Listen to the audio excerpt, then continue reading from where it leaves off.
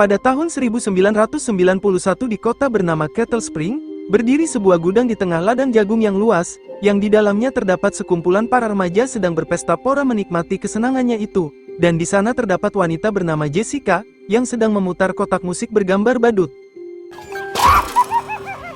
Lalu Jessica menggoda kawan prianya bernama Tyler, dan mengajaknya masuk ke dalam ladang tersebut. Tyler pun tentu mengikuti keinginannya. Di sana, Jessica langsung melepaskan bajunya, yang dirinya mempersilahkan Tyler untuk memperkaosnya, tetapi Tyler harus menangkap dirinya. Tyler tentu dengan senang dengan hal itu, dan ia pun langsung mengejarnya. Namun Tyler kehilangan jejak dari Jessica, dan ia pun mencoba mencarinya.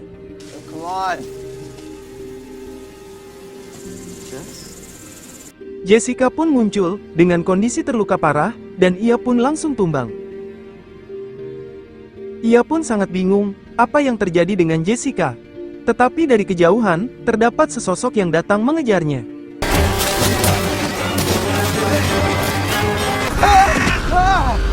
Di depannya, muncullah sesosok badut. Dan kita berpindah pada masa sekarang.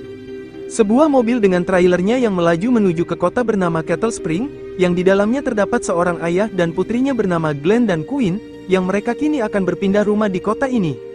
Diketahui, Glenn adalah seorang dokter, yang dirinya sangat hobi mendengarkan lagu rap tahun 80-an, yang itu justru Quinn sangat membenci dengan selera ayahnya itu. Singkat cerita, mereka telah tiba di rumah barunya. Rumahnya itu sangat kotor dan berdebu, yang tampaknya memang sudah lama tak pernah ditempati. Lebih mengesalkan lagi, Quinn pun protes tentang rumah ini yang ternyata sinyalnya sangat lemah. Lalu mereka diganggu oleh kehadiran beberapa lalat dan bau busuk yang berasal dari cerobong asap. Merasa ada yang tak beres, Quinn pun mencoba memeriksanya.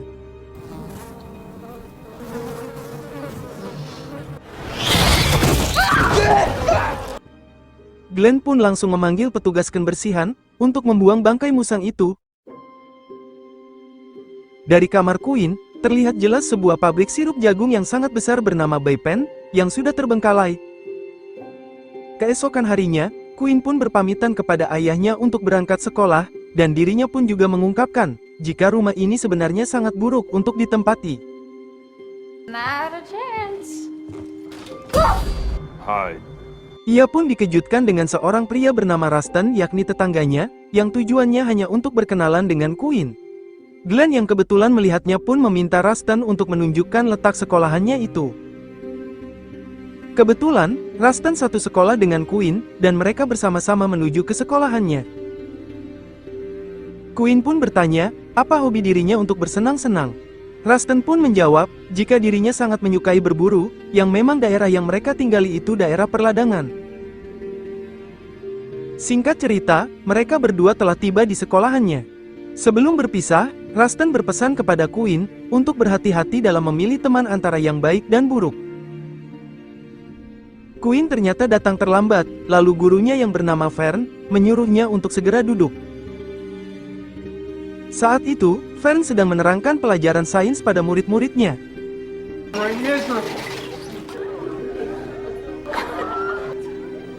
Salah satu murid bernama Janet merekam kejadian konyol itu dengan ponselnya. Karena tak ada yang mengaku, Fern pun menghukum murid-muridnya dengan memberikan ulangan dadakan pada mereka semua.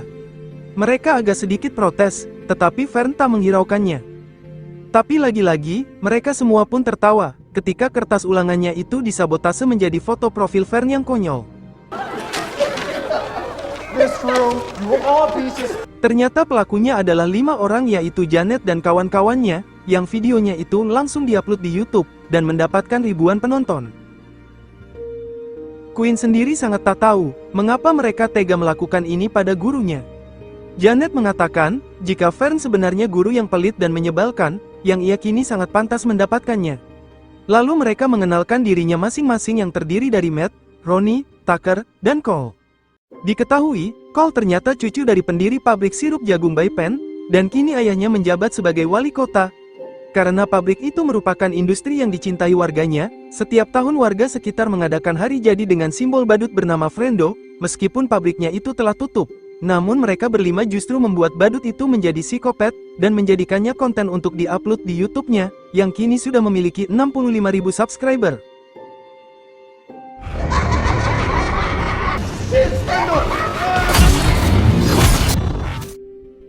Saat pulang sekolah, Queen dan ayahnya mampir ke resto untuk makan siangnya.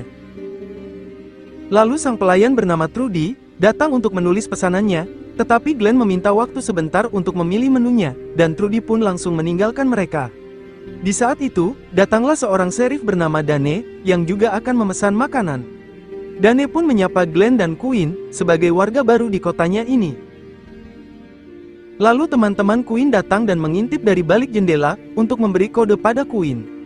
Dane pun mengatakan, jika mereka adalah siswa yang bermasalah, sehingga Dane menyarankan Queen untuk tak bergaul dengan mereka, apalagi mereka diduga sebagai pelaku kebakaran pabrik tahun lalu. Seolah tak peduli, Queen pun membiarkan ayahnya mengobrol berdua dengan Dane, sedangkan dirinya akan menghampiri kawan-kawannya tadi. Mereka semua pun telah menunggunya, yang mereka berniat untuk mengajak Queen untuk berbuat sesuatu yang menyenangkan. Queen yang penasaran pun langsung menyetujuinya. Mereka pun masuk ke sebuah minimarket, tapi ekspresi pemiliknya yang bernama Otis tampak tak senang, karena dirinya tahu jika mereka akan berbuat keributan di sini. How could you? Hey! Yeah? Mereka berhasil mengelabui Otis, dan berhasil mencuri beberapa minuman bir, dan hanya membayar $1 saja. Malam harinya, mereka berkumpul bersama di pabrik sirup itu dengan meminum bir yang mereka curi tadi. Lalu mereka semua pun saling mengobrol bersama. Di tengah obrolannya itu, Matt meminta izin untuk pergi ke toilet. Setelah itu, Queen bertanya soal mengapa pabrik sirup itu yang terbakar tahun lalu. Cole mengatakan, jika pabrik itu terbakar karena konsleting listrik, dan mereka pada saat itu juga sempat merekam kejadian itu, untuk dijadikan kontennya. Namun masyarakat setempat tidak mempercayainya dan mengira, jika merekalah pelakunya. Sementara Matt yang sedang asik membuang air kecil tiba-tiba saja berteriak, dan dia menghampiri kawan-kawannya dengan kondisi yang terluka parah. Dan tiba-tiba saja badut itu pun muncul. Ternyata badut itu adalah Tucker, yang mereka lagi ngeprank Queen, dan menjadikan salah satu tamunya dalam konten YouTube-nya. Lalu scene berpindah pada Queen dan Cole sedang duduk berdua, yang hubungan mereka berdua semakin akrab. Di sini diketahui, jika Cole sebenarnya punya adik perempuan, tetapi telah tiada pada musim panas lalu, yang saat itu adiknya melompat dari tebing ke air untuk berenang, tetapi malah merenggut nyawanya. Singkat cerita, Cole pun mengantarkan Queen pulang ke rumahnya dengan mobilnya. Karena Queen kini mulai memiliki perasaan pada Cole, Queen pun langsung menyosornya.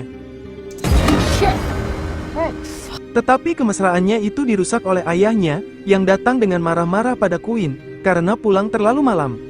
Terlebih lagi, Glenn juga tak menyukai keberadaan Cole di sini yang merupakan salah satu geng pemuda di kotanya, dan ia pun langsung mengusir Cole dari rumahnya. Mereka berdua pun sempat saling berdebat di dalam rumahnya, atas pergaulan Queen bersama Cole dan gengnya. Queen sendiri sebenarnya tak menyukai dengan tempat tinggalnya ini, sehingga ia melampiaskan rasa jenuhnya dengan bergaul bersama Cole dan gengnya. Dengan kondisinya yang menangis, ia pun mulai terhibur, ketika ia dikirimi video horor dirinya tadi yang telah diupload oleh kawan-kawannya. Tetapi ada sesuatu yang aneh, dirinya tiba-tiba menemukan sosok badut lain yang sedang mengintai mereka dari belakang. Scene berpindah pada Tucker yang sedang asyik bermain drum, lalu ia mendapatkan pesan dari Queen, menanyakan tentang siapa badut itu selain dirinya. Tepat saat itu, ia mendapati sosok badut lainnya di depan rumahnya melalui kamera CCTV-nya, dan dia mengira, jika badut itu adalah Cole atau Matt yang sedang bercanda padanya. Tucker dengan gaya tengilnya langsung menghampiri kawannya itu, tetapi saat diperiksa semua sudut ruangan, badut itu tak ada sama sekali. Begitu ia membuka lemari kamarnya, ia menemukan sebuah kotak musik badut seperti di awal film tadi. Saat lemari itu ditutup, muncullah sosok badut tersebut. Esok harinya, kita diperlihatkan ayah dari Cole yang bernama Arthur, bersama istrinya bernama Crystal, yang dirinya akan berpidato di depan masyarakat, untuk membuka acara tahunan dengan Frando si badut maskot pabrik sirup itu, sebagai peringatan berdirinya ke 100 tahun di kota Kettle Spring. Like good old.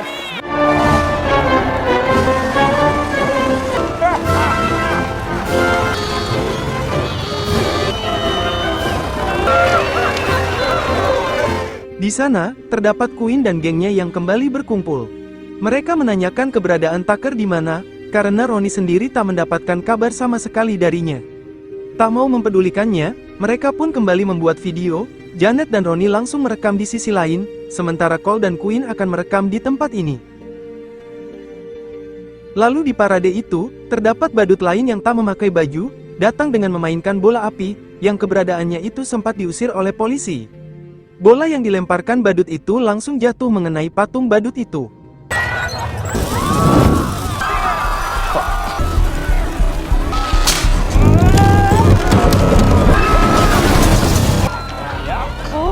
Mereka sangat tak menyangka dengan kejadian itu. Dane yang melihatnya langsung menuduhnya, jika merekalah adalah pelaku di balik kericuhan ini. Meskipun Cole menyangkalnya, Dane tak mempercayainya, dan tetap langsung menjebloskan mereka semua ke jeruji besi. Di sampingnya, seorang narapidana tua bernama Daryl mengatakan, untuk waspada dengan keberadaan badut Frando tersebut. Singkat cerita, mereka berempat dibebaskan, karena Glenn yang telah membebaskannya. Glenn masih tak senang dengan Queen yang bergaul dengan geng tersebut, tetapi Queen membelanya, bahwa mereka semua tak seburuk yang ayahnya bayangkan. Mereka semua hanyalah korban atas kejahatan yang mereka alami selama ini, yang memang pada dasarnya, sheriff dan warga kota ini sudah membencinya. Scene kemudian beralih pada rumah Matt, yang dirinya sedang latihan angkat besi. Lalu di sampingnya, ia menemukan kotak musik badut yang sama. Merasa tak berguna, ia pun langsung membuangnya ke tong sampah. Matt pun kembali meneruskan latihannya itu, dan kotak badut itu terbuka, lalu badut Frando itu pun muncul di hadapannya. Matt masih mengira, jika itu adalah ulah dari Tucker.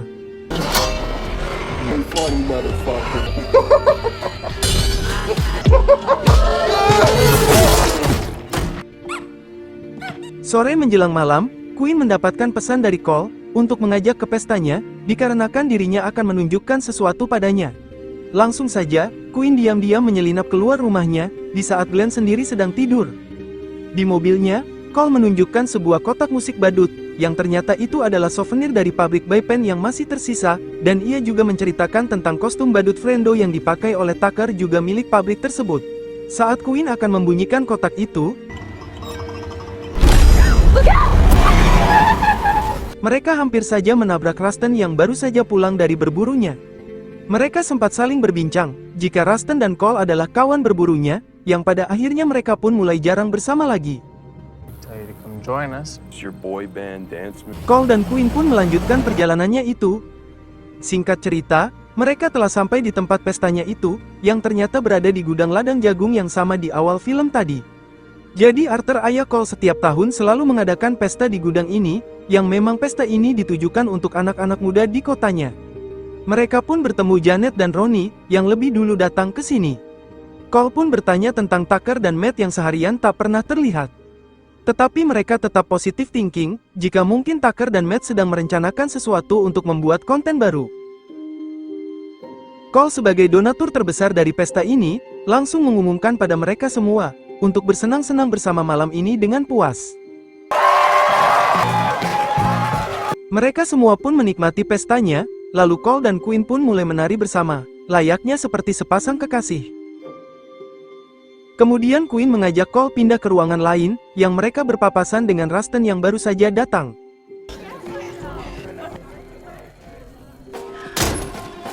Di sana, Queen pun menunjukkan keganasannya pada Cole, yang dirinya benar-benar ingin sekali bercocok tanam dengannya. Tetapi Cole sendiri tampak tak menikmatinya, dan ia menyuruh Queen untuk tak melakukannya. Merasa bersalah, Queen pun menghentikannya, dan bermaksud untuk pergi meninggalkannya, yang ternyata Cole sendiri tak mencintainya, meskipun Cole sudah meminta maaf padanya. Queen yang merasa kesal, langsung meminum sekaleng bir, lalu Janet dan Ronnie datang menghampirinya. Janet yang tahu tentang cinta Queen yang ditolak oleh Cole, dan langsung mempermalukannya. Tiba-tiba, mereka dikejutkan dengan teriakan seorang wanita yang keluar dari ladang jagung dengan tertancap panah di punggungnya. Mereka tetap mengira, jika itu ulah dari Tucker dan Matt, yang sengaja melakukan itu untuk membuat kontennya. Lalu sebuah kepala badut terlempar, yang mendarat pada mereka. Janet mencoba memeriksanya, yang ternyata itu adalah kepala Matt. They made a plot. Janet masih mengira, jika ini adalah hasil karya dari Matt, yang sengaja membuat kepala palsu mirip dirinya. Tapi setelah Queen memberitahu, jika gadis ini benar-benar Matoy, badut Frando pun muncul, lalu menembakkan panahnya pada salah satu pemuda di sana.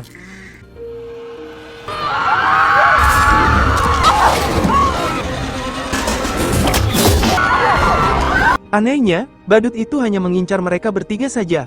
Lalu muncullah Rastan dengan membawa senapan. Akhirnya badut itu pun tumbang. Lalu Rastan menanyakan keberadaan Cole di mana, tetapi Queen tak mengetahuinya. Terlebih lagi, mobil mereka dirusak dan sinyal di tempat ini juga hilang, sehingga mereka tak bisa menghubungi bantuan. Lalu Queen mencoba mengetahui siapa orang di balik topeng badut itu. Belum sempat dibuka, mereka dikejutkan dengan kemunculan badut yang berjumlah sangat banyak.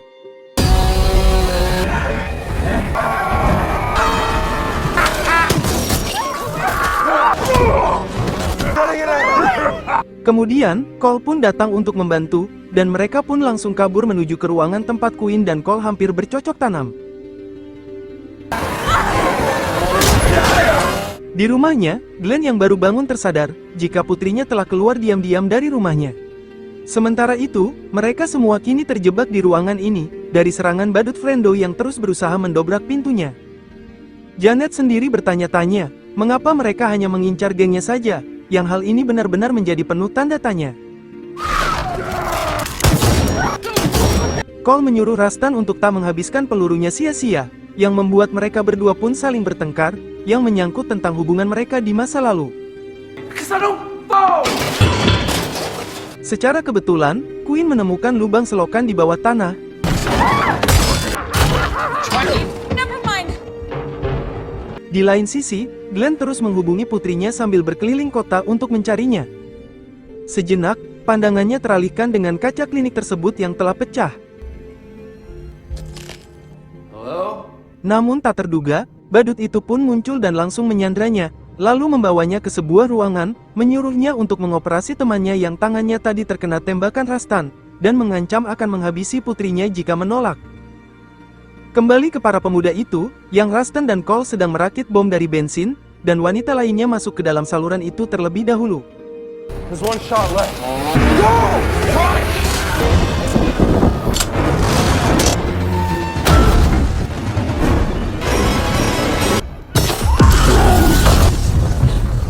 Rastan berhasil meledakkan ruangan tersebut, yang membuat para badut itu pun terlempar, dan mereka semua berhasil keluar dari gudang itu.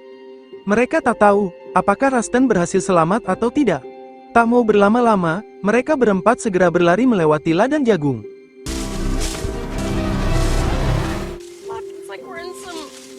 Tak lama, mereka berhasil menuju ke jalan raya, yang di sana terdapat sebuah mobil yang lewat, dan mereka pun segera mencegatnya. Ternyata itu mobil serif milik Dane. Melihat Cole yang memegang senapan, Dane langsung menangkapnya. Ketiga temannya berusaha menjelaskan apa yang sedang terjadi, tetapi Dane tak peduli. Ia tetap membawa Cole bersamanya, dan meninggalkan mereka sendirian di jalanan.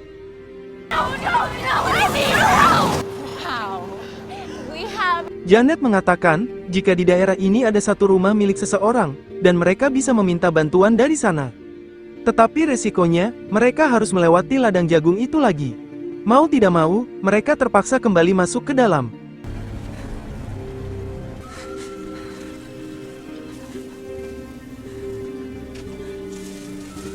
Badut itu pun muncul lagi, dengan membawa gergaji mesin.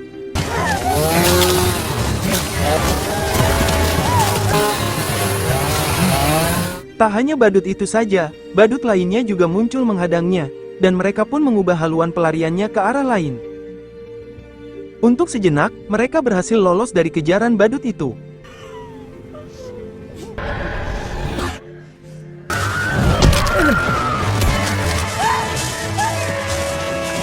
Namun takdir berkata lain.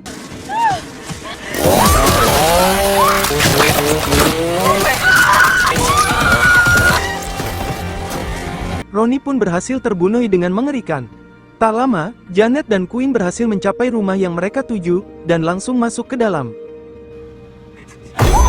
Mereka dikejutkan dengan kemunculan badut lain yang ternyata sudah matoy. Tak lama, mereka menemukan telepon, tetapi telepon itu model yang jadul, sehingga mereka sebagai generasi Z, tak bisa mengoperasikannya. Di depannya, terpampang foto mereka berenam, beserta 2 korban sebelumnya di tahun 1991 di awal film tadi. Di sampingnya, terdapat kotak musik terkutuk itu lagi, yang berbunyi sendiri. Quinn merasa, jika ini adalah jebakan, dan mereka pun segera pergi dari rumah ini. Benar saja, badut tadi ternyata belum matoy, dan ia muncul dengan membawa garpu tanah.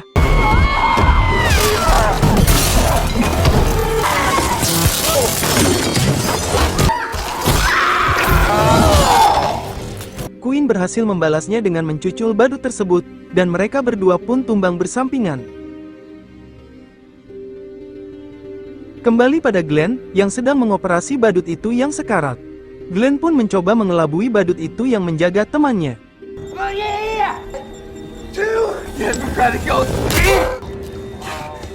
Ia berhasil mencucul badut kawannya, yang membuat dia pun tumbang seketika. Glenn pun mengambil walkie-talkie milik badut itu, dan ia berhasil mendapatkan informasi, tempat di mana Quinn berada. Kembali pada Quinn, yang dirinya akan kabur menggunakan mobil itu, tetapi sayangnya, mobil itu ternyata telah rusak. Seketika itu, gerombolan badut itu kembali muncul, yang mulai mengepung Quinn di dalam mobilnya.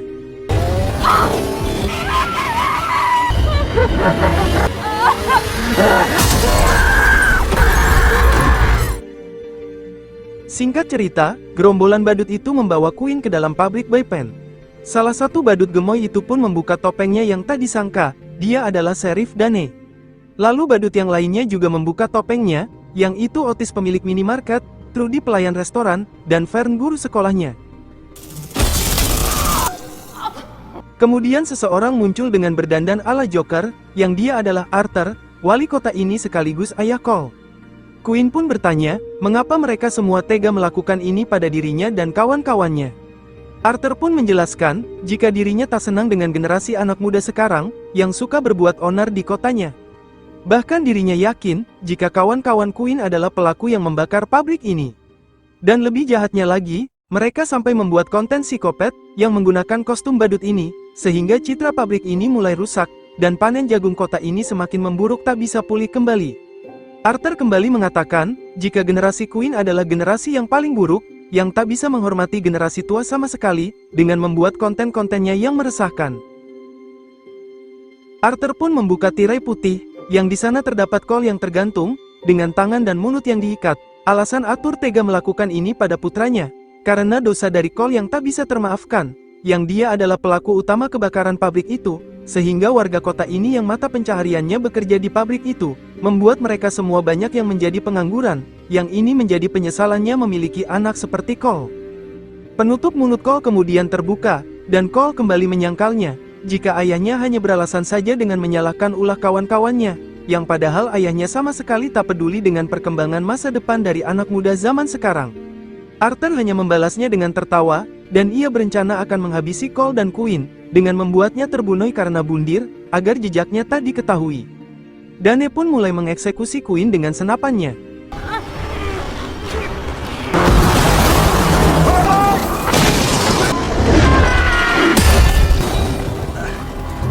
Glenn datang tepat waktu, yang membuat beberapa dari mereka tak sengaja terbunuh.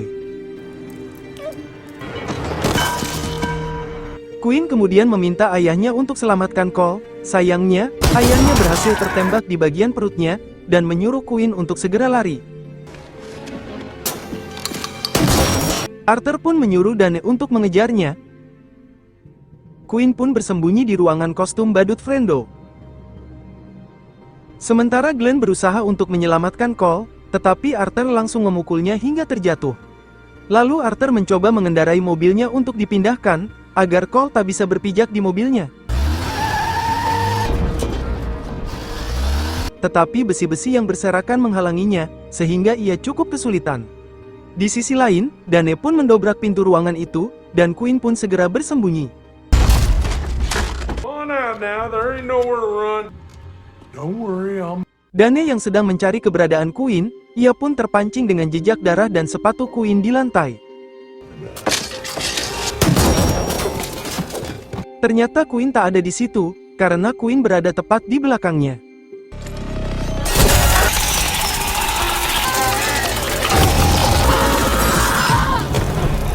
Dane pun tumbang dengan alat setrumannya sendiri, Sweetheart.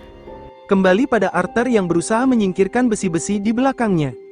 Lalu Cole kembali mengatakan fakta sebenarnya, jika Arthurlah dalang dibalik kebakaran pabrik ini, yang ia sengaja lakukan demi mendapatkan uang asuransi dari pemerintah, dan menuduh kawan-kawannya yang melakukan ini. Arthur hanya menanggapinya dengan senyuman, lalu ia pun langsung kabur dengan mobilnya. Glenn pun terbangun dari pingsannya, dan mencoba menyelamatkan Cole.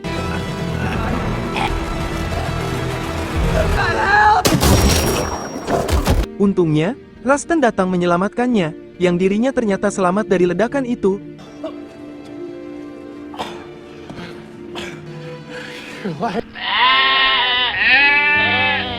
Inilah fakta membagongkan, mengapa Cole menolak cinta dan bercocok tanam dari Queen tadi.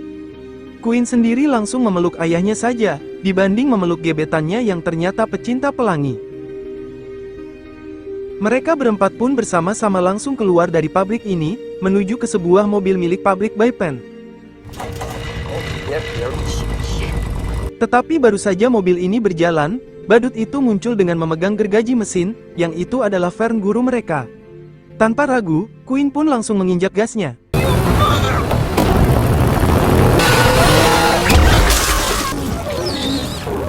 Dan akhirnya mereka pergi dengan damai, tanpa ancaman dari para badut itu lagi.